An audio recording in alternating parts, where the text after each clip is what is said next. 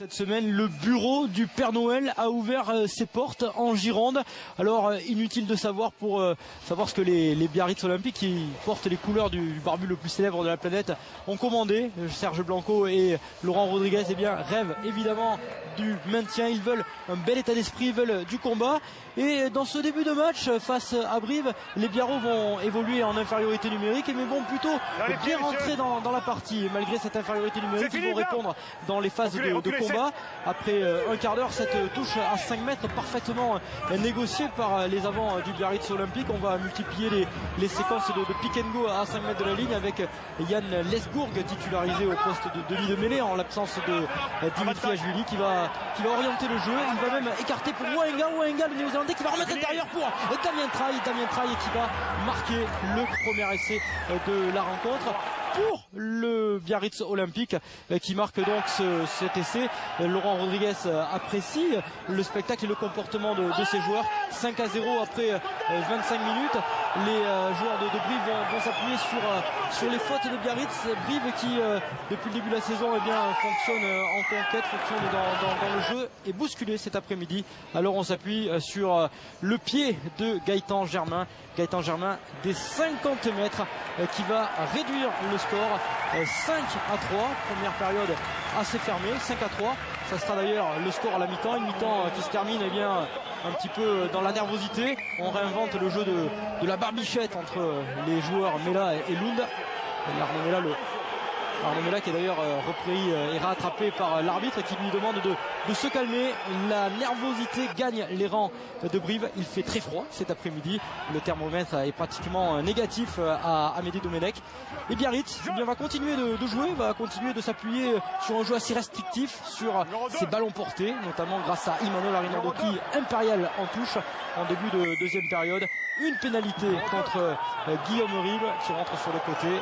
On va prendre les points, évidemment. Didier Faugeron demande à ses joueurs de prendre les points. Benoît Babi qui a l'occasion de donner un petit peu d'avance. Ça va passer 8-3, puis 11-3, puisque Benoît Babi repassera une pénalité quelques instants après. Nicolas Godillon n'apprécie pas trop le spectacle. Mais Brive va réagir grâce à ses trois quarts et grâce à Voratemaya qui va accélérer, qui va trouver le soutien de son trois quarts centre Malayi. On est au milieu de la deuxième période à ce moment-là. Le score est de 11-6 en faveur de Biarritz, qui fait une bonne opération. Et Brive continue à balbutier son rugby à l'image de ce ballon cafouillé par Koyama Ibolé. Ils obtiendront quand même une pénalité que Gaëtan Germain va passer. Elle est à 22 mètres face au poteau. 11-9 toujours en faveur de Biarritz. 11-9. Est-ce que Brive va perdre pour la première fois de la saison à domicile? Eh bien c'est toute la question qui règne dans ces 20 dernières minutes. On va s'appuyer sur ce jeu toujours fermé mais efficace du Biarritz Olympique avec Emmanuel Arinandoki qui oriente le jeu vers le centre du terrain. Ça permet à Damien Traille de passer un drop. Le drop qui donne de l'espoir puisque Biarritz mène 14-9. Il reste 10 minutes. 14-9. Serge Blanco dans l'écran avec Didier Faugeron demande à ses joueurs de se battre.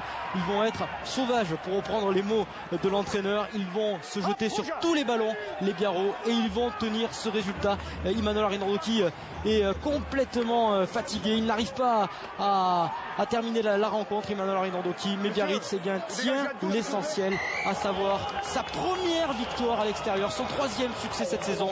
Victoire 14-9 du Biarritz Olympique.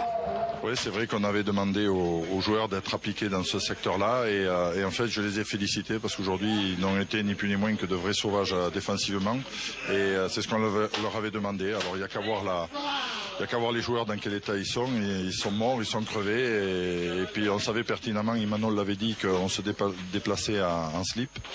Et bien, comme quoi des fois c'est en slip qu'on fait les plus belles conquêtes. Donc aujourd'hui on est ravis, mais bon il va falloir batailler jusqu'au bout. Oui, puisqu'on perd, donc voilà, c'est vrai qu'on a fait tomber 2-3 ballons. Voilà, après on s'est mis aussi en situation d'avancer. On n'a pas su concrétiser. Voilà, c'est une mauvaise soirée pour le club après après quelques belle euphorie qu'il y a eu. Mais bon, on va pas tout remettre en question non plus. Mais par contre, ça nous fait redescendre sur terre et on va très vite se remettre au travail.